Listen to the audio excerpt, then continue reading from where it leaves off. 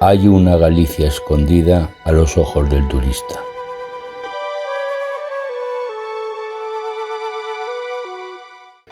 Lugares con historia, mitos, leyendas y testimonios que pasaron de generación en generación y que jamás deben ser olvidados.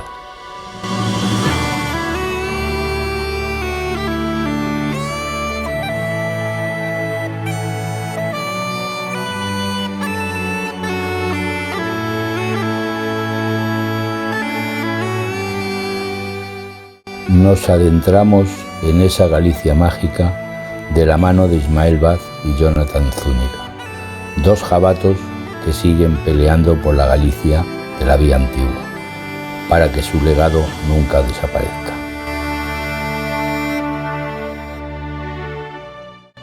De la mano de nuestro amigo Jonathan Zúñiga. Correcto. Muy bien, ¿qué tal estás, compañero? Pues buenas noches, decir que estamos en un lugar que sería clásico dentro del mundo galego, galaico, ancestral, pero que es poco conocido, como vamos a ver, y creo que vamos a descubrir pues varias cosas aquí hoy. Bueno, tenemos que decir que hemos accedido a este sitio a través de senderos, ¿no? Hemos estado jalando un poquillo como las cabras, pero es que realmente merece la pena, Jonathan, porque estamos en un sitio que no es turístico, se puede decir que es bastante anónimo, bastante desconocido, que lo conocéis ciertas personas de esta zona y que además es un enclave que vosotros mismos lo etiquetáis como especial. ¿Qué es lo que tiene de especial? Cuéntanos la historia de este lugar. Pues decir que sí, no es un sitio realmente conocido, pero también decir que el norte en general, es decir, el norte de Portugal, Galicia, zonas de León, Asturias, Cantabria, está lleno de estos lugares y es un monte de esos que llamamos aquí en el norte emblemáticos, míticos, porque estamos hablando de un monte que por sus características naturales ya llama la atención. Estamos en una loma outeiro, como le llamamos aquí, elevado, sobre el río Miño, que era un río sagrado en la época, navegable y todo, en la provincia de Ourense estamos, y que desde aquí tiene un control visual increíble de la zona, de todos los alrededores, y aparte de eso, ya el monte tiene unas condiciones naturales, como estáis viendo, que son increíbles. Tiene cuevas por medio de las piedras de granito, tiene pues como especie de altares naturales que fueron modificados por el hombre del pasado y que ante nuestros antepasados, ante estos, no pasaron desapercibidos. Lo que más destaca aquí, que apenas está tocado arqueológicamente, muy poco tiene, pero se ve mucho, como veis, se ven hasta muros y demás, es que aquí hubo un castro galaico, de la época castrense, bueno, castrexa, como decimos aquí, y que aparte del castro, debió ser un castro muy importante, porque por la ubicación, el control visual que tiene y demás, sería como la capital de una tribu, podemos decir así, o de un clan importante, que tenía otros castros igual secundarios, pero este era el lugar principal. Y eso hace que tenga unas características que es las que nos va a llamar la atención. Por ejemplo, una zona que se sabe que es ritualística, potencialmente muy importante, ¿no? Porque, como vinimos antes, hay una piedra elevada que tiene casi natural forma de altar, que tiene una superficie plana, tiene varios surcos, como llamamos aquí, que son como lagares, totalmente orientado a la puesta de sol, que claramente eso era un lugar de ritual, ¿no? Y nos acercamos al solsticio de verano y seguramente con la puesta del sol del solsticio tendría mucho que ver. Luego también tiene otra zona que ya estuvimos hoy, que es la zona que hay como un lagar, y hay más agujeros, que era vinculado al vino, que entre el siglo I y V, como decía el amigo Ismael, que es más natural de la zona, los arqueólogos encontraron pruebas de que sí, que se hacía vino aquí, hasta se estrujaba, por así decirlo, se prensaba y demás. Y la pregunta sería, porque lo que es la zona principal ya tiene pinta de altar, si era vinculado a una producción de vino o era vinculado al campo ritual, como es este castro, sino, es decir, por ejemplo, al mundo de las cosechas, ¿no? Que todo el mundo de la antigüedad giraba un poco alrededor. Yo solo ahora, para dar un apéndice, imaginaros este castro en su día grande, que no sabemos muy bien cuándo es, aunque es Santa Lucía, hoy día es Santa Lucía. Santa Lucía en Galicia tiene que ver con el solsticio de invierno, porque está la santa en mi parroquia, en mi aldea, hay una Santa Lucía que es en diciembre, la pequeña romería que ya no existe, pero que existía, por lo que igual tendría que ver hasta con el solsticio de invierno. Y es un castro que en su día vendrían todos los habitantes de los castros secundarios de los alrededores, y aquí en este entorno increíble seguramente se harían sus festividades, sus ritos, el día del comercio, y al final del día, con la puesta del sol, un gran rito, un gran ritual, donde se pediría a la diosa madre, Anu, no se sabe bien a qué divinidad, aunque Santa Lucía se compara mucho con Anu, que es la diosa madre galaica al parecer, y se pediría por fertilidad para el campo, porque después del solsticio de invierno viene la primavera, esto hay que recordarlo, y la primavera es la época que renace el mundo. En el invierno está todo muerto, ¿no? Es una fecha clave. Pero a partir de las Navidades se sabe que viene la primavera, viene el resurgir, vive y vuelve a nacer el mundo, ¿no? Que es pues que posiblemente estuviera vinculado a eso. Este sitio estuvo, como dice Ismael, prácticamente habitado hasta el siglo XVII, si mal no me engaño, pero tal vez lo que más presencia queda es de la época galaica y posteriormente ya en la época que se vivía igual en el Castro, pero ya bajo el dominio de los romanos. Por la importancia que tenía, seguramente en época romana esto seguía por la Tégula, los restos arqueológicos que tenemos, siendo un sitio muy importante y caliente, tanto en el mundo social, económico, como en el mundo espiritual, como nos muestra el entorno, de lo que acabo de explicar un poco. Ah, pues genial. Otra pregunta, tú ya has venido aquí en alguna ocasión. Sí. ¿Qué quiere decir para ti este lugar? ¿Qué sensaciones te atraen a ti? Este lugar, como otros muchos de Galicia, me atrae. Claro, es que a veces vamos a sitios que son a nivel galego, digamos, la gente se sorprende, como el Castro de Baroña, famoso, que está en el mar, Santa Tegra.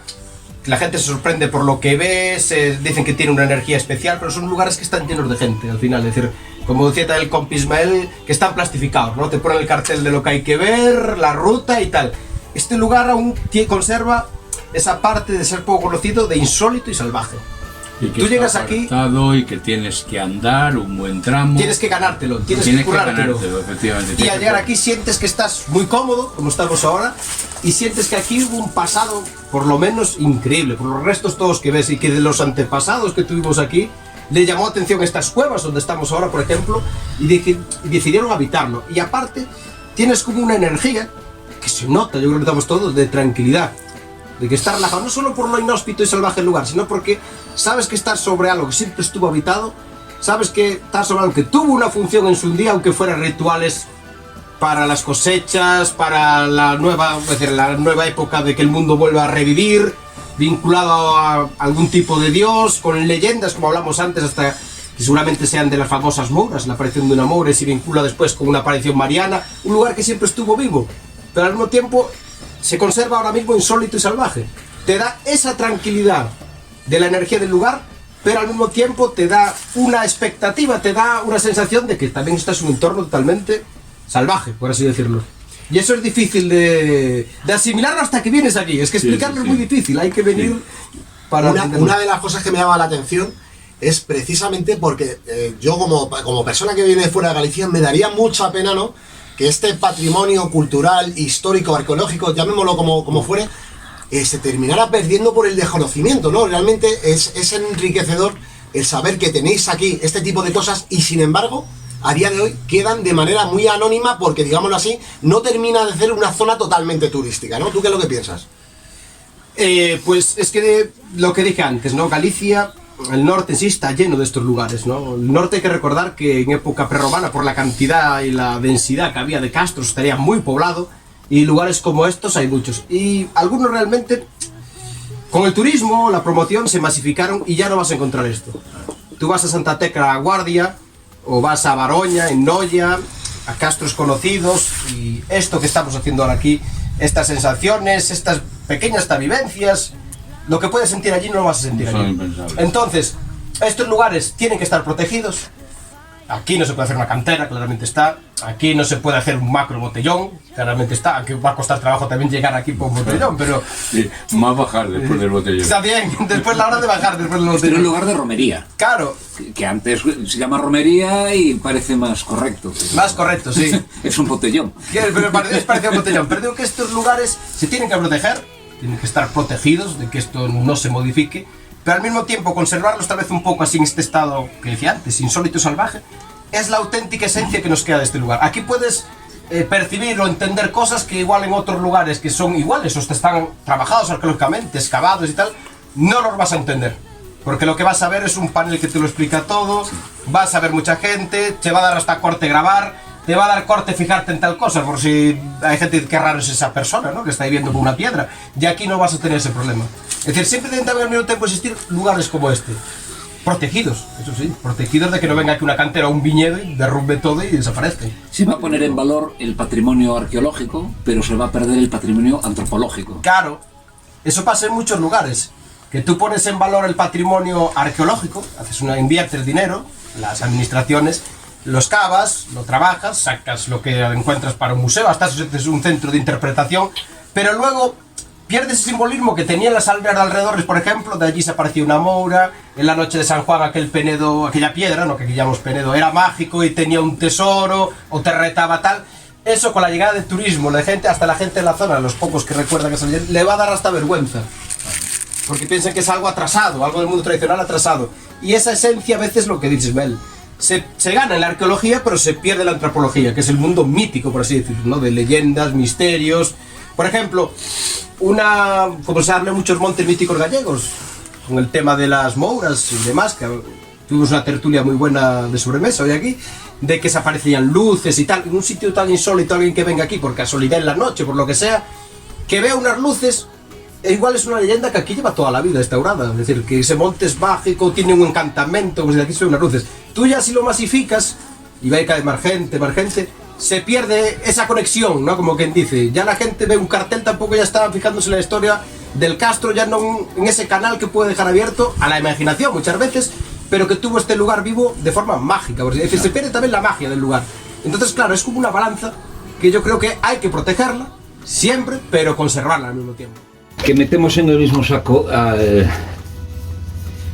las brujas, o sea, a las mujeres con conocimientos de médicos o sanitarios, se meten en el mismo saco que el ser mágico en sí, que no es un ente corpóreo, que yo creo que es precisamente a Moura Bella, en la faceta de Moura joven está Moura Bella. Entonces, ¿es mala o es buena? Es un ser, como diría José Luis Cardero, es un ser luminoso, es decir, actúa sin ese criterio de bondad o de maldad. Claro, a ti te puede tocar una faceta en la que te fulmina, o te puede tocar una faceta en la que te hace multimillonario, ¿no? Un tesoro. Claro, ¿y cuál es la prueba de la piedra de bruja esa que nos contaste? Tenía que hacer un reto. Tantas. Claro, tenía que hacer un reto. Tú te das cuenta en Santa María de Aguasantas, a Pedra da Moura, que está poco antes de llegar a la. Poco después. Al lagar. Sí, entre el lagar y la iglesia. Está Pedra Moura, que parece como dos hemisferios, sí. Y ahí no me acuerdo cuál era el reto, que la gente lo intentaba y dice, eso se abre y tiene un tesoro, pero no me acuerdo ya en qué consistía. La verdad yo tampoco sé que hay una leyenda cristianizada, que dicen que ahí se apareció en esos lagares, Santa María de Aguas Santas, una santa, pero que viene de esa moura, en la forma de cristianizarlo. Pero normalmente el reto de las mouras, para desencantarlas, porque como decía Ismael, esto tiene mucho que ver con el paganismo y el cristianismo. Es decir, está aquella mujer física, antiguamente, que sabía de medicina tradicional, sabía cómo curar al ganado, que se llaman curandeiras, menciñeiras, aquellas que también tenían su malicia y sabían cómo usar igual malas artes, y sale el famoso más parecido a una meiga o bruja en sí, que es o mal de hoyo, por ejemplo, que es una maldición, sabían echar maldiciones, que es más bien gente física, pero luego la religión mezcla también la parte espiritual, las creencias paganas, ¿no? Y una moura, por ejemplo, que era una mujer que se aparecía en sitios encantados, penedos, antiguos restos arqueológicos como dólmenes, mamuas, castros, no es físico, pero como tampoco es cristiano, el cristianismo hizo pensar que esas apariciones femeninas eran también apariciones de brujas. Es decir, el cristianismo lo asimiló y lo explicó un poco así. En mi aldea sí que hay un penedo, en Pontareas, na Picaraña, que es un monte emblemático, que es... un penedo es una cavidad más pequeña que esta, que es a cova da bruxa. Pero realmente a bruxa, que sería a meiga, la bruja, vais a saber que no tiene nada de bruja, porque se dice que esa bruxa, cuando salía el sol, amanecía en la piedra de la montaña que está encima, se aparecía peinando sus cabellos casi que eran de color de oro, con un peine de oro. Es decir, eso era una moura. Sin cambio, le llamaban bruxa, que era una bruja, vamos, una meiga, ¿no? Es decir, el cristianismo cristianiza, margina a la persona física que tradicionalmente, ancestralmente conocía esas medicinas, conocía hasta ese ritos de echar el mal de ojo, maldiciones, y también lo mezcla con la parte tradicional, que eran las leyendas orales de esos seres femeninos que se repetían por todo el territorio. Normalmente, ahora ya para acabar mi parte, lo que dice Ismael, los retos da Moura eran diferentes. Es decir, normalmente el más común que hay en Galicia es que se aparezca en una piedra, una cueva, pero que sea de piedra, como puede ser esto, un dolmen o un castro vinculado pues a una piedra que fuera tipo santuario, ¿no? Y la tradición dice que se aparece allí, que bueno, que hay que desencantarla, por ejemplo, teniendo que ir allí a las 12 de la noche, se te va a aparecer convertida en serpiente, que es la maldición, y tú tienes que besarla 3 veces. Es como la propia evolución de la moura. Tenemos la moura joven, que es la que hay que desencantar para enamorar así. Tenemos una moura de edad mediana, que es la constructora, que pone penedos, que tal, y luego a moura bella, que la que dice Ismael, que es casi la divinidad, ¿no? Como la madre tierra. Pues hay que besarla 3 veces. Si lo consigues, que ella cada vez, la última vez que se te enrosca en forma de serpiente y se te pone de frente, si consigues besarla, ella se desencanta, pasa a ser cristiana, te va a dar riquezas y se casa contigo, y vas a tener una novia muy guapa, por cierto. También hay la tradición cristiana, que esto es cristianización, que es la del Ciprianillo, famoso libro de San Ciprián, aquí en Galicia, que es ir allí y delante de ella a las 12 de la noche ponerte a leer unos párrafos del libro, que tienes que saber tú cuáles son, y que te pasa lo mismo, se desencanta y a partir de ahí pasa a ser cristiana y te va a dar sus riquezas, lo que tenga. Pero al mismo tiempo, tan común como eso, es que en la propia piedra que se aparece esa moura, que también se dice que se escuchan, por ejemplo, pollos, pitos, como llamamos aquí, pitando, o gallinas de oro, tenga un encantamiento que dice también 3 veces, número mágico celta, como el Triskel, que tienes que romperlo, pero va a pasar 3 cosas. La primera, que te puede aparecer oro y va a afectar a 7 zonas de tu alrededor, de 7 aldeas, 7 parroquias, 7 pueblos, lo que aparezca, ¿no? Si aparece oro, que es lo más común, bueno, lo más común, estas 3 cosas, va a hacer rico a esas poblaciones. Si te aparece agua, por ejemplo, o algunos hasta tengo recogido sardinas, va a dar de comer a 7 zonas o va a inundar a 7 zonas. Y por último, siempre la de siempre, o te puede aparecer a la hora de romperlo veneno o alquitrán, que va a matar y va a envenenar esa zona y 7 de alrededor. 2 números mágicos celtas, 7 y 3. Y eso es común en toda Galicia. Es decir, aparte de la leyenda de la moura, el penedo que está vinculado, siempre suele pasar eso. Y esa es la leyenda tradicional. Por eso que en teoría nadie lo rompe, por el miedo a lo que pueda pasar. Los que decíamos que era tormenta seca, ya sí, quedamos en desprestigio. Sí. Las pruebas normalmente de moura son o de valor o de audacia. Las de valor normalmente están asociadas al mundo salvaje, ¿no? A lo mejor una cosa parecida a lo que hablamos de la cabra, sobre todo en forma de serpiente. La moura puede aparecerse en forma de serpiente y puede ser que tú tengas que aguantar que se te enrosca por todo el cuerpo hasta que se te acerca la cara con una rosa y tú quitársela con la boca y aguantar todo ese momento. Eso no me acuerdo dónde era, que es un penedo que está muy alto y en ese momento de nerviosismo la gente cae y muere, ¿no? Y entonces la leyenda es que cada X tiempo aparece un chaval joven que cayó de ese penedo. También se puede aparecer en forma de toro, yo no lo sabía. Aprovecho para hacerle propaganda a un documental que sacaron a Moura Aborígine, que es una productora de documentales reciente y que acaba de salir hace un par de meses, que sale David Outeiro. No sé si no lo viste. No, chegué a ver. De Rafa Quintía, Aborígine. Pues no chegué a ver, ¿no? Pues bueno, está completamente... Es un documental de 2 horas que hablan exclusivamente de la moura. Y después hay otro que me parece muy curioso, yo no sé si puede ser una leyenda interpretada como posterior, de audacia. Entonces lo que te presenta la moura es una panoplia de cosas que tiene de su tesoro. Casi siempre son todas las cosas de oro. Entonces ella lo que te dice es, si tú aciertas cuál es la cosa más valiosa de mi tesoro, te quedas con todo el tesoro y conmigo. La respuesta, que la persona nunca la acierta, la respuesta es, y ahora estáis preparados por si os pasa, lo más valioso de tu tesoro eres tú. Pero lo que nos pasa a los gallegos, que siempre vamos a lo que me da miedo decirle que eso de oro, normalmente peines de oro, es lo más valioso, porque claramente es lo más valioso. Hay unas tijeras de hierro que no tienen ningún tal valor. Entonces dices tú, bueno, le voy a decir lo que claramente tiene menos valor para no quedar mal. Y lo que pasa es que tú le dices las tijeras y te coge las tijeras y te quita los ojos con esas tijeras. ¿No? Entonces, ¿es buena o es mala? Sobre todo curiosa, de luego que sí. Sí, yo no sé si en ese documental comentaban que puede ser algo un poquito posterior, ¿no? Porque ya tiene algo como de gitano, es un poco una gitana. Está el tema tamén de los tratos cos mouros, que é famoso, que eso tamén llevo recogido yo por mi cuenta, que tamén son leyendas que te aparece una moura, o aquí tamén el mouro, sobre todo gente que va a la feria, te aparece cerca de un castro y tal, se cruza en su camino, y son tratos. Que aquí sí que aparece mucho el personaje también masculino del hombre, ¿no? Que si yo te doy esto, tú vas a la feria y me lo compras y me lo traes, o a veces no te das ni dinero, tráeme tal cosa que yo te lo voy a compensar bien al llegar, ¿no? Pues se va a suceder, y muchas veces, pero todo tiene truco. Tú se lo traes y te dice igual, toma, como recogí en una zona que no está lejos de aquí, del Miño, toma esta saca, este pequeño saco, que te va a hacer rico de por vida lo que tiene dentro, pero hasta llegar a casa tú no lo abras. Tú cumpliste con el trato, le trajiste de la feria, normalmente son cerdos, no sé por qué, le trajiste un cerdo, lo que fuera, y él te dice, esto te va a hacer rico de por vida, pero hasta llegar a casa no lo abras. Y tú vas por el camino y ves aquello, y la mayoría les tienta la curiosidad y lo abren. Y normalmente siempre que lo abren, siempre hay carbón dentro.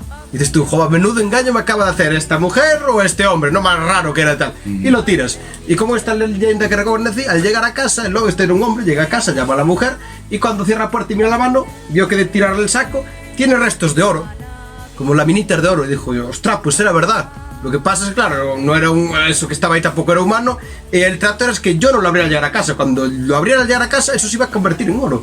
Y se dio cuenta que lo que tenía la saca era carbón, pero al llegar a casa se iba a ser oro. Entonces, de volver corriendo al camino y llegar allí y encontrar solo la saca. Ya no había oro ni había, es decir, ya se lo llevaran el oro, ¿no? Es decir, son tratos así, es decir, al mismo tiempo, muy como una prueba de valor, pero al mismo tiempo de trato y sobre todo de palabra. Que tienes que cumplir la palabra con ellos. De fe. Y de fe al mismo tiempo, de creerte lo que te están diciendo, ¿sabes? Creértelo es como que la propia historia te está invitando a... Tienes que tener cultura de historia, sí. O sea, tienes que saber que lo que le tienes que decir a la mura, lo más valioso eres tú. Si te pierdes esto que te lo cuento, vas a cometer ese error y vas a acabar ciego.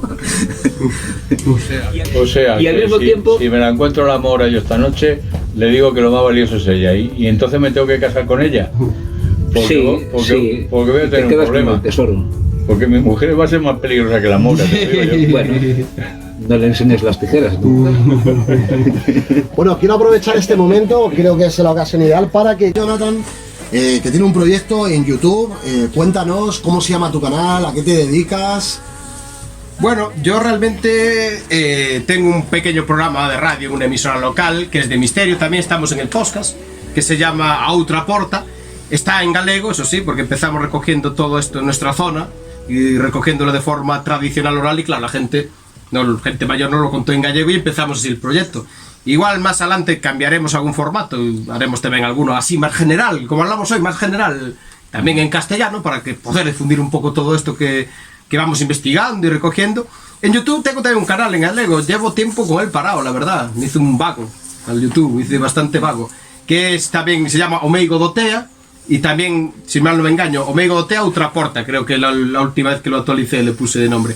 Que tiene muchos vídeos así, de mitología galega, también de montaña que me gusta. Y bueno, bastante variado la verdad el canal, pero eso sí, tengo que decir que lo tengo un poco parado. Lo que más tengo actual, que es lo que estamos hablando aquí, un poco fuera, es en el podcast.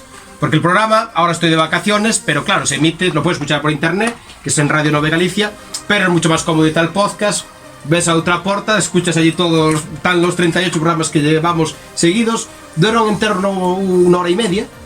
Tenemos colaboradores, algunos de nombre aquí en Galicia, como David Outeiro, Tomé Martínez, Barbosa, Santiago Pacín, gente que aquí a nivel gallego es conocida, y hablamos de este tipo de temas, sobre todo de mitología, de mitos, también de la parte histórica, pero que tiene su parte mágica, un poco de lo que estamos hablando aquí así en general. A veces también tocamos el tema ovni o temas más del mundo cristiano, tipo hasta el exorcismo, por así decirlo, pero siempre con el toque tradicional de aquí de Galicia, vinculado aquí. Pues yo recomiendo que no se lo pierdan, porque escuchándole, vamos.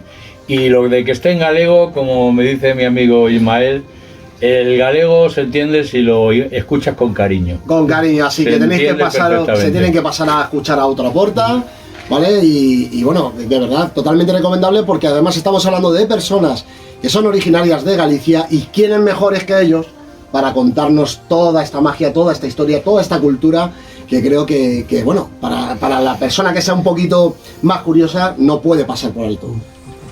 Una cosa que, por ejemplo, en el tema por ejemplo, ahora del galego, ¿no?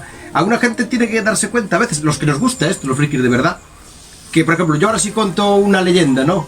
Y la cuento en gallego, aparte en el gallego, si es en mi zona, que el gallego tiene muchas variantes dentro del gallego, como me la contaron a mí, es como si estuvieras escuchando en directo esa leyenda, porque te la estoy contando como me la contó a mí una persona que igual ya murió, que no está entre nosotros. Claro. Que es como si fuera, a veces, que con calma el gallego se entiende, también depende del locutor, claro, hablando con calma y espacio, pero a veces tienes que entender lo que la estás escuchando en versión original, que es tal como te la contaron, ¿sabes? Claro. Que a veces al traducir palabras y tal, la cosa ya puede cambiar, y eso, yo creo que es aparte una gran riqueza, ¿no? Pero también, y es importante la persona del locutor para que se entienda, porque si lo vas a hacer de forma cerrada para 4, está claro que es como si no lo hiciera realmente. Estas historias tienen una enorme carga poética. Nosotros igual ya somos de una generación donde tenemos un léxico, una gramática más estándar, pero la gente mayor que cuenta estas cosas tiene fórmulas verbales que son la propia esencia de la historia, ¿no? De una señora: esto vino eu con estes ollos que a terra se ha de tragar. Sí. ¿De dónde lo sacó? ¿De Homero? No, y luego palabras que vienen de muy atrás, por ejemplo, que hablábamos antes de las curandeiras, mencilleiras, que eran las personas, bueno, las mujeres nuevamente, que sabían sanar enfermedades como herpes, sabían tratar hasta males del alma, ¿no? Como males de ojos, el ganado. Que, por ejemplo, en mi aldea se le llamaba cortar o herpes y varias cosas, cortar o airo. O airo es el aire. Mi abuela no dice airo, ella dice de forma normal, ya se debió crear así, el aire. Pero cuando te cuenta esto, no, porque llevan a cortar al gallego o airo. Recuerda esa palabra que ella ya nunca lo usó, pero la recuerda del pasado, de cómo se lo contaban a ella. Al final es como quien dice, es un sustrato, es una perla de palabra que quedó ahí. Dices tú, igual hace 200 años la gente aquí decía en vez de aire, airo, de forma tradicional, y se conservó gracias al recuerdo tradicional de lo que se hacía. Es decir, que a veces tiene su base poética con palabras que ya no se usan. Bueno, no sé el caso, ¿no? Pero a veces sucede que masculinizar o feminizar las palabras ayuda a que no es un aire normal, sino cambia. Es ese aire que tenías. Entonces lo cambias, en este caso aire no es ni muy vital, pero lo pones airo en masculino, como que es diferente. Sí. A ver, un poquito para complementar cuestiones que tuve la oportunidad, o que yo más o menos fui tratando de averiguar de este lugar. Como decía Jonathan, y mira que esto sí que no lo hablamos, él decía, es decir, intuía que este lugar era un lugar que seguramente podría recoger un ritual colectivo de diversos castros afines, medianamente asociados periódicamente. La fiesta de Santa Lucía, digamos que aquí estamos en la parroquia de Astariz, pero que a su vez tiene sus diferentes iglesias en las diferentes aldeas que componen la parroquia, y cada una tiene su fiesta patronal. La fiesta de Santa Lucía, que no está adjudicada especialmente a ninguna de esas iglesias, la consideraba la gente con la que yo hablé, o sea, gente que ahora mismo puede tener 60 o 70 años, la más importante de todas ellas. Y antiguamente se turnaban los diferentes, cada año le tocaba a una aldea hacer de mayordomo. Sí, eso se lleva aquí, vamos a llevar en zonas de Galicia. Claro. Sí. Es decir, la fiesta de Santa Lucía originalmente se hacía aquí. Esto entra en la historia que vengo a contar. Donde se encuentra ahora mismo la capilla de Santa Lucía es como algo menos de 1 kilómetro más abajo, más cerquita de mi casa. Y en esa iglesia hay una especie como de pousadoiro, que es como un conjunto de piedras que hacen, no sé cómo describirlo. Bueno, básicamente era para posar ahí el santo, o incluso en casos de entierro, posar el ataúd, como un altar, parada, ¿no? Como un altar, que después, posteriormente, tiene una cruz encima, está convertido en cruceiro. Y en ese altar, en ese pousadoiro, hay una inscripción: aquí asesinaron alevosamente no me acuerdo, o sea, están los nombres Sí. y el apellido, y es una dedicatoria de los jóvenes amigos de él, de los diferentes pueblos y tal. Esa muerte, según cuentan, originó que la iglesia enorme, barroca, que estaba aquí a 10 metros, a 10 metros de este Penedo, que vosotros aún no la visteis, solo quedan los cimientos, fuera trasladada allí, abajo. Yo no sé a ti qué te parece, pero yo esto lo interpreto como, a ver, una muerte no justifica que traslades una iglesia, aparte una pedazo de iglesia barroca como la que está ahí. No es pequeña, es una iglesia mediana barroca. Yo creo que lo que sucedía aquí era algún tipo de ritual sincrético muy potente. En cuanto intentaban meterle mala fama, lo hacían. De ahí este tema de la muerte, resaltarla. Y en cuanto consiguieron desarraigar este lugar, estas piedras que en sí son un templo natural, lo hicieron. Entonces se llevaron la iglesia a ese otro lugar, más cercano, más próximo a la civilización, digamos más más cristianizado o Más cristianizado, al final de claro. cuentas. Y lo enlazo con la historia, que creo que no grabamos, que no está, que os conté allí abajo cuando os estáis muriendo de calor. Aquel lugar donde se aparece la Virgen y le dice al pastor: llama a los del pueblo porque quiero dar un comunicado importante. Y nadie le hace caso al pastor. Entonces la Virgen se indigna y se va a Portugal. Y en cuanto llega a Portugal, lo primero que dice es: me acabo de aparecer en España y nadie me hizo caso. ¿A qué me vais a hacer caso? Y acaba siendo uno de los santuarios más importantes de Portugal. ¿Cómo se llama? ¿Cómo se llama el santuario? A Peneda. A Peneda. en A Portugal. a este lugar, no le llaman ni Castro ni Santa Lucía. Los lugareños a este lugar le llaman O Penedo. A Peneda. Quiere decir, no lo sé, es una cosa que llevo unos meses dándole vueltas. Quiere decir que el imaginario, la Virgen, la Moura, lo que sea, se indigna porque me lleváis el ritual, pues me llevo O Penedo a Portugal. Es posible. Muy curioso. Porque curioso. nos parece que nos está contando lo que es la aparición supuestamente mariana, que aquí más bien sería una moura, una moraleja. Porque hay que recordar que los antiguos ermitaños, como San Pedro de Rocas, también aquí al lado del Cañón del Sil en Galicia, se iban a lugares que ya tenían historia anterior a la cristiana, que eran antiguos lugares de peregrinación, de ritual, resumiendo, que eran antiguos santuarios. Y esos ermitaños cristianos iban allí, una por estar alejados y otra porque, siendo cristianos, practicaban aún el ritual pagano, ¿no? Aún creían en esas creencias paganas. En mi aldea también hay un monte muy emblemático, perdón, en mi pueblo, que es a Picaraña, que era, bueno, tiene una romería que junta a todos los pueblos de los alrededores y tal, que ahora está cristianizado, o sea, hace una misa arriba, bueno, tuvo un castro y tal, pero lo más increíble es la fecha. Era el 3 de mayo y ahora es el 1.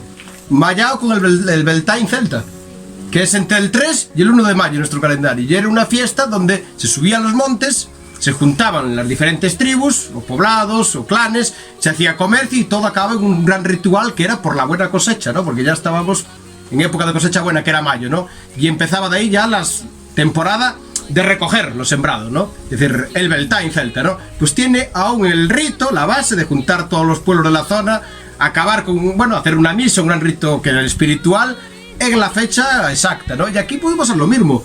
Aquí, como estamos apartados, pudo haber una comunidad religiosa cristiana que aún practicara parte del rito pagano, o por lo menos en el calendario pagano, no en el cristiano, y que hizo que poco a poco la propia iglesia fue desartimando ese ritual, o quisieron tal, y cuando aquí ya en los alrededores no vivía nadie, que la gente ya se trasladara completamente abajo, al Val del Miño, y vio que esto aquí ya no, solo quedaba ese ritual y nada más, el recuerdo de aquí, pues ya sentaran allí la capilla y acabaran con el ritual directamente que se hacía aquí, que en algunos sitios se conserva únicamente, como en el que expliqué ahora de mi pueblo, con la romería. Ya no se conserva con nada más, ¿sabes? Que la romería, pero que si ves la fecha o el rito, algo tiene de pagano en el fondo, y con ese santo que le metieron, solamente no tenga nada. Y esa moraleja para mí tiene mucho sentido, que se aparezca la moura como el recuerdo pagano de lo que se hacía aquí, y como ahora no hacen caso, Se fue para otro santuario a Peneda, en Portugal. Es que además se da la circunstancia de que ese camino donde se aparece es como ya marchándote de aquí para Portugal. Sí, Ese es el camino. Y se fue por un lugar también increíble de Portugal, que es a Peneda, un lugar lleno de mármol, dólmenes, mágico también portugueses. Para mí tiene mucha moraleja. Sí, y sobre todo que la gente mayor de aquí mantiene como una especie de vínculo a raíz de que allí la Virgen dijera eso. Sí. Es como que ellos dicen sentimiento de culpabilidad, decir, no, como si el pueblo en general fracasara en esta prueba de Amoura, ¿no? Sí. Claro, pero es lo que yo comentaba, qué poco divino tiene ese cabreo, ese arrebato de supuestamente la Virgen, si lo llevamos al cristianismo, que se enfada como una niña. O sea, tú no me haces caso, ahora me voy a otro sitio, digo, bueno, ¿me vais a hacer caso? El chico le hizo es caso. muy poco divino. El chico ¿no? le hizo caso y por encima es estigmatizado por esa historia. Sí, pero igual simplemente sabe, quién sabe, es una moraleja. Una forma de... Era un mensaje. Un mensaje. Era un mensaje para interpretarlo. Para la colectividad. No era un mensaje para una persona particular. Si la colectividad consiente perder este templo, se queda sin él. Y lo que tenéis ahora es una mierda de... ¿Está grabando? Pero un caso parecido pasa, que hablé antes de él, en ese santuario que está cerca de mi zona, que es a Franqueira. Porque a Franqueira, donde desapareció la señora, que ahora se llama santo o virgen, pero era la señora Franqueira, esa entidad femenina, es en el alto de la montaña, en una formación rocosa parecida a esta, que hay una cavidad que es la Cueva da Raíña, que le llaman así, o Coto da Bella. Bueno, el rito lo llama o Coto da Bella, no a Cova da Bella, que fue donde desapareció esa supuesta virgen. Pero hoy en día el santuario está abajo. Es decir, ha estado una distancia considerable, que ya es la aldea de Franqueira, que tiene un gran santuario enorme, el más grande de toda la zona, ya todo súper cristianizado, aunque aún hoy en día la imagen de Franqueira sale en un carro tradicional aquí de bois, tirado por unos bois. Algo que tiene mucho que ver con la antigua divinidad de la Madre Tierra, se dice aquí. Se aparecen muchas culturas, tipo Cibeles y demás, ¿no? Es decir, sí. Una santidad, no, es decir, una divinidad antigua tirada por bueyes, en este caso tal, es de alto nivel, ¿no? Pero ya a nivel europeo de las divinidades. Pues está abajo. Y el 90% de la gente que no sabe que realmente se apareció el río en la montaña, piensa que el santuario donde apareció es allí. Porque nada está indicado de que está allá arriba, que aún está la figura de la santa en piedra, con la cueva, y tiene un pequeño santuario rupestre, así al aire libre, ¿no? Pero eso nadie te lo dice. Entonces, casi todo el 80% de la gente que va a ese santuario piensa que se apareció allí aquella entidad femenina. No arriba lo tienen escondido. Porque no le gusta que la gente igual vaya allí y vea que es una cueva de piedra, que tiene la tal, que tiene unos altares rupestres, que de allí es como aquí, es un alto que ves todo al alrededor. Por eso igual la vinculación con la Madre Tierra, es decir, que domina como el mundo todo que lo... Es decir, eso te lo esconden. Y es algo igual parecido a lo que pasó aquí. Se desvinculó el sitio original a un sitio que está totalmente cristianizado. Allí ya es para que compres las velas, tal, des la limosna, saques la... Sí, totalmente. Y cristiano, muy cristiano. Claro. Ayer, no me acuerdo, hablábamos y yo insistía, la diferencia entre una religión y una creencia mágica o tal. Eso es una religión. Tú tienes la posibilidad de acceder, tú o tu colectividad, porque ahora tenemos un pensamiento individual que nunca existió en la humanidad, ¿no? Antes eran las colectividades. Tenía la oportunidad de tener su templo directamente en conexión con la divinidad o con la magia. Y entonces llega la religión y lo que te dice es, sácate de ahí, de ese sitio que tiene magia, y vente a donde no la hay porque te la doy yo. O sea, yo soy el intermediario. Esa es la gran diferencia. Sí. Es decir, aparte ahí estoy yo. Adórame a mí, me dejas a mí la limosna, me dejas a mí todo. Aunque yo reconozca que solo soy un intermediario, pero yo gestiono. Sí. ¿No? Bueno, es... Aparte que los fenómenos que se dan igual en el sitio original, que una religión, en un primer momento fue el que intentó cristianizar, darle primero un nombre de un santo, atribuir que ese rito consistía a un santo, cuando ve que ya el último paso es coger el santo y llevarlo para otro lado, donde hay un nuevo núcleo de población que la gente ya perdió el vínculo con lo que era lo tradicional, donde nació todo, vamos. Ya es el último paso para eliminar lo pagano y meter lo cristiano, ya se pierde totalmente todo. Es el último paso. Ayer, no me acuerdo, hablábamos y yo insistía, la diferencia entre una religión y una creencia mágica o tal. Eso es una religión. Tú tienes la posibilidad de acceder, tú o tu colectividad, porque ahora tenemos un pensamiento individual que nunca existió en la humanidad, ¿no? Antes eran las colectividades. Tenía la oportunidad de tener su templo directamente en conexión con la divinidad o con la magia. Y entonces llega la religión y lo que te dice es, sácate de ahí, de ese sitio que tiene magia, y vente a donde no la hay porque te la doy yo. O sea, yo soy el intermediario. Esa es la gran diferencia. Si tienes algo oído, recogido de entidades femeninas que habitan en cuevas o en lugares mágicos que raptan niños. Curioso, que raptan niños no, pero el personaje de la Mora que intentan hibridarse con el ser humano, sí, tengo recogido. Que puede ser parecido, porque tú puedes raptar a un niño en el sentido de rapto. Tengo escuchado leyendas, pero de libros, de mouros caníbales. Bueno, caníbales no, porque tampoco eran humanos realmente, pero que sí capturaban niños sobre todo y los comían. Porque desaparecían en lugares donde había una piedra moura, por así llamarle, que se aparecían estos seres, y se escuchaban cánticos de que llamabas por el niño, por ejemplo, ¿dónde está Juan?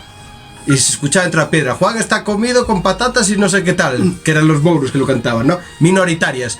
Pero ahora sí que tengo recogido personalmente leyendas de híbridos, de mouros que se hibridaban con humanos. Y una pasó, no recuerdo aquí, en las montañas que tenemos ahí enfrente, en la zona de Cañiza, que me contó una señora mayor, en una aldea, de que había una zona que era de pastoreo, una zona que es megalítica, tiene mamuas, y en una de aquellas mamuas, que ella dice le llama una piedra con un encantamento, una piedra mágica, subía una niña todos los días con el ganado mientras la madre hacía pan en casa, porque vendía pan. Y hubo una vez que la madre tenía que ir a feira, a una zona que allí que es Valeixe, y le dijo a la niña, te tienes que quedar a hacer tú el pan, mientras yo voy a comprar a feira, ¿no?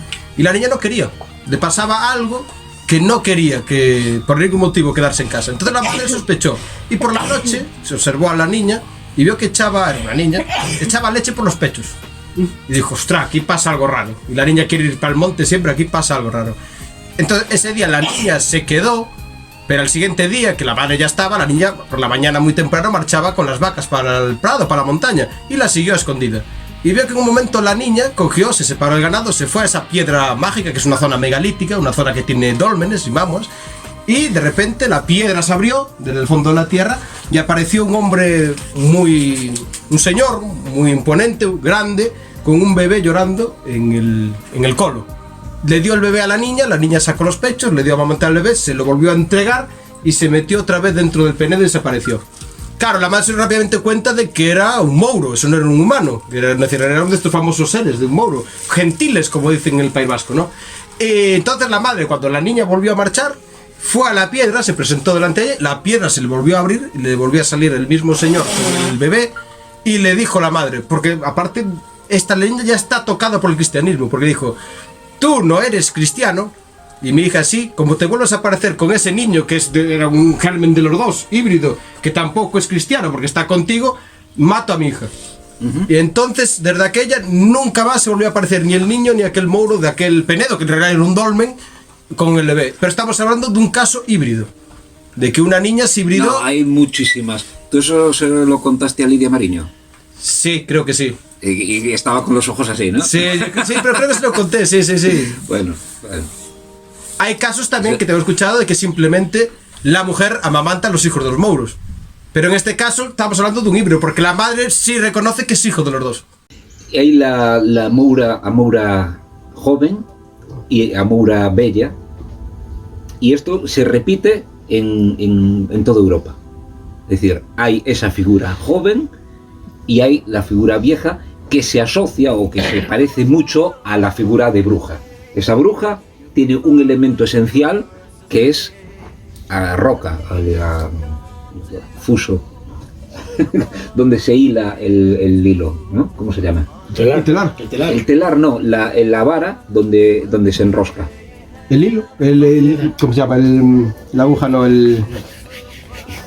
A roca. Sí, a roca, sí, pero sí a roca con el nombre, sí. No sé cómo se encarga. Que es como el novillo, ¿cómo se llama? Sí, no sé. Ovillo es digamos, el rollo de lana. Sí, la lana se pone el cogollo de la lana, se pone en un palo y después vas tirando para ir haciendo el hilo. La rueca o... Rueca está. Roca rueca. La rueca. Ese es el elemento más importante de Moura bella, vieja. Y es un personaje que aparece en diferentes momentos de la cultura, sobre todo en Antroido, en carnaval.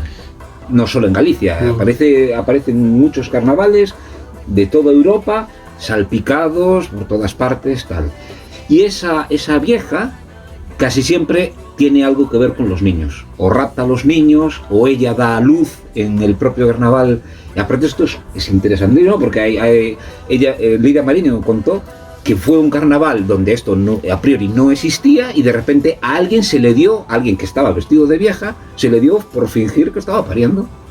Cuando es algo que se hacía. O sea, era una de las escenificaciones que se buscaban, o que se entendían en el carnaval.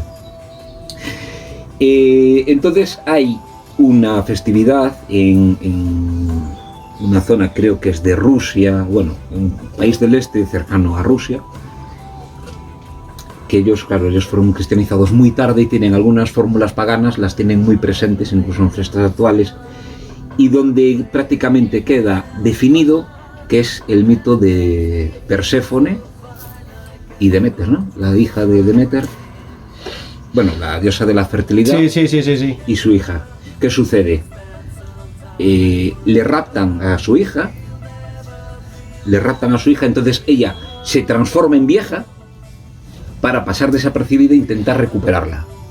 Entonces, una de las características es una vieja celosa de los niños. Entonces puede ser que ataque a los niños, que los mate porque está celosa, o puede ser que los secuestre pensando que es su hijo, o para que la otra mujer sienta lo doloroso que es que te rapten a tu hijo. Pero en ese momento mágico de Antroido, o sea, cuando la fiesta de fertilidad, se devuelve el niño, y la Moura joven y la Moura vieja vuelven a ser la misma persona. Es el mito de Demeter. Y el mito de Demeter es la representación de los cultivos, ¿no? La Moura vieja es la que es ese grano que tú tienes que separar del resto del grano para fertilizar el campo, para volver a tener el nuevo cultivo. Sí. Y esto que para nosotros es algo lioso y tal, en las sociedades antiguas donde esto era fundamental y los momentos del año estaban fundamentalmente marcados, era importantísimo, hasta tal punto que sigue vivo y sigue presente.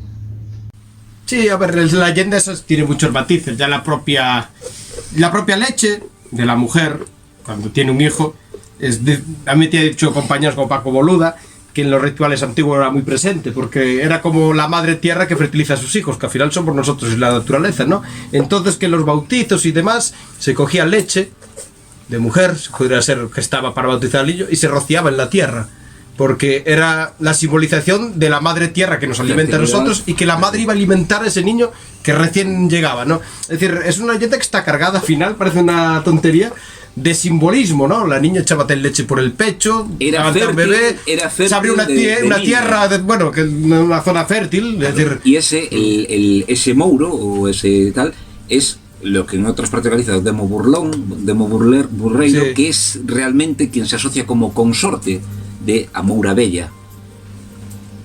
Es decir, tiene otro matiz, sí. La cuestión es que las cosas igual no parece que casen perfectamente, pero los simbolismos sí casan. Al final está la fertilidad, está ese mouro que secuestra, está... Pero bueno, ya os digo, este caso parecía, la leyenda lo que mostraba, que se repite más leyendas, era la función así más tal, eso, de la hibridación, ¿no? Un intento de hibridarse. Pues era hombre y mouro, que lo Ismael también es muy interesante y tiene mucha coherencia lo que dice dentro del mundo mágico, ¿no? Pero bueno, yo lo que me intento expresar aquella señora que me la contó fue como una mezcla con otro, es decir, fue lo que me intentó un poco destacar, ¿sabes? Que había un hombre allí que se quiso como mezclar con esa familia, ¿no? Que fue lo que Y me llamó la atención, vamos. Todas estas leyendas y tradiciones, todas vienen del mundo celta, claro. Todo Se esto cree que el estáis mundo de los contando. mouros viene del Neolítico, de cuando se reunían casi que en cuevas como nosotros aquí, que es tan antiguo. Esto del mito de Demeter, de Abella Sí. y Amoura, el marido dice que es del Neolítico. Porque la roca es un elemento propio del Neolítico. Sí. Y luego es que esto hay mucho más, por ejemplo, porque hay leyendas que dicen que posiblemente estos seres que se parecen, si te vas a la mitología general pura y dura gallega con estos seres, que son más antiguos que nosotros. Y que llegaron, por ejemplo, a la mítica leyenda de la Atlántida de Malpica. Más allá de Malpica, en la Costa da Morte, hay unos farallones de unas rocas que parecen medias llanas, pero están a 5 millas o así de la costa, que son leyendas de los marineros. Que dicen que aquellas piedras planas, cuando baja el agua, parecen un continente. Porque dicen que allí San lleva un Brandán. continente. San Brandán. San Brandán, sí. San Brandán. Que eso ¿Qué? en Canarias le llaman San San Borondón. Borondón. San Brandán. Que decían misma que era. leyenda. Que bueno, se hacía con la Atlántida.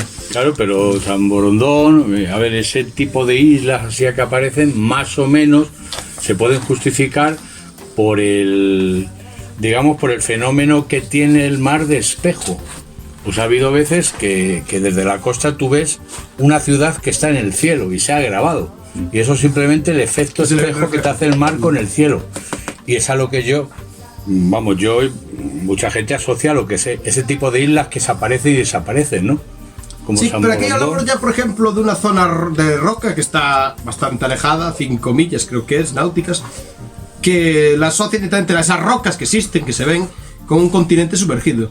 Y que cuentan que sus habitantes, que hay que lo relaciona con los mouros, vinieron en barcas de pedra, famosas, a la costa gallega, y fueron los fundadores de grandes santuarios marinos, porque eran como santuarios a su tierra sumergida, que por una catástrofe quedó sumergida, como fueron a Virgen da Barca, Fisterra, a zona de Muxía, que fueron los fundadores. Otra Santiago, más el cuerpo de de las Santiago 50 llegó, ¿no? Atlántidas. En una barca de pedra, aparte, mira, la leyenda de Santiago, el cuerpo de Santiago llegó subiendo el río Ulla, la zona de Compostela, en una barca de pedra, mira, o Noya, que decían que Noya viene de Noé, porque el arca de Noé paró en la zona de Noya, en Galicia, en la zona de, bueno, en la Ría de Arousa, ¿no? Sí, sí, y hay quien dice que esa barca también era de piedra, al final, que estaba en la Barbanza. Es decir, que al final, sí, todo se mezcla.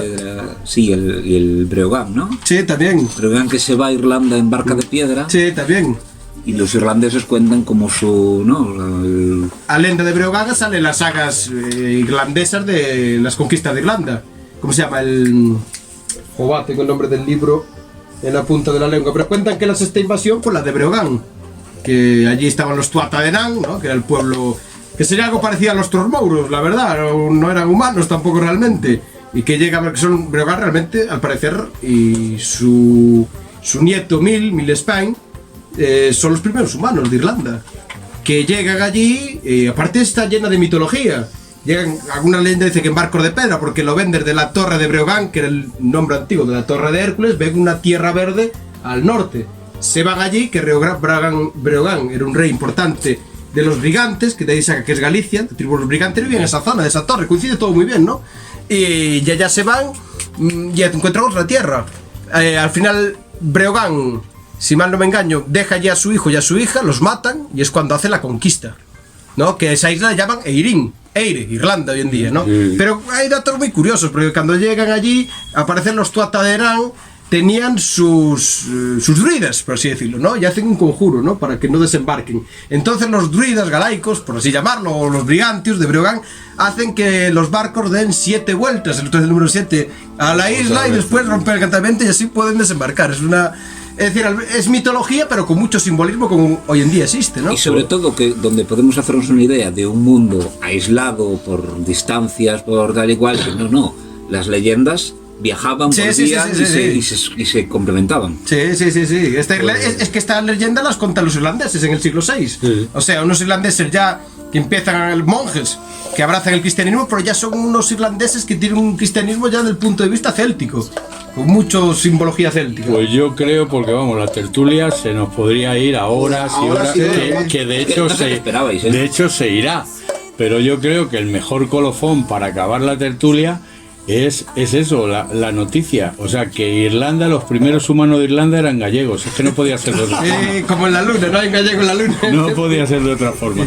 Así que bueno, Bueno, ya ha llegado el momento de despedirnos, ¿no?, de este lugar mágico, de esta imprescindible compañía de nuestros dos amigos, de Jonathan y de Ismael, que bueno, de aquí desde Galicia, pues creo que nos va a quedar un programa ideal tanto para el laberinto como para las tertulias de Omega 4, que muy pronto estarán disponibles en las principales plataformas digitales, y espero que disfrutéis mucho.